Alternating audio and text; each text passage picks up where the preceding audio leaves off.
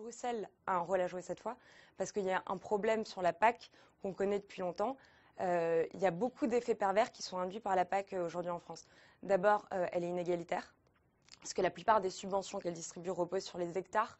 Donc en fait, les propriétés qui ont beaucoup d'hectares reçoivent énormément de subventions. Et la plupart du temps, ce n'est pas du tout les producteurs qui en ont le plus besoin. Et ensuite, elle est inefficace. Il y a eu un sondage, je ne saurais plus vous dire lequel, mais qui disait les agriculteurs passent à peu près un tiers de leur temps à faire de la paperasse. Comme pas le rôle d'un agriculteur que de jouer le rôle d'un fonctionnaire, alors qu'il est censé avoir un métier proche de la terre, etc. Donc il y a un gros problème aussi de paperasse avec la PAC. Et ensuite, on voit bien que ça ne fonctionne pas. L'approche est dirigiste, ça induit des surcoûts. Le consommateur paye beaucoup plus que le prix qui devait peser. Il y a le CDE qui dit que ça représente à peu près 25% de surcoût. Donc c'est pour ça aussi que les prix augmentent et qu'on n'arrive pas à avoir une production vendue au juste prix. Bon, et le rôle des distributeurs? Je pense qu'il faut aussi revoir la logique et l'approche de la PAC. C'est-à-dire qu'au lieu de subventionner la production comme elle le fait aujourd'hui avec les subventions, il faudrait aider les producteurs et les laisser produire en toute liberté et subventionner directement le producteur. Et nous, chez Génération Libre, on avait fait une note là-dessus.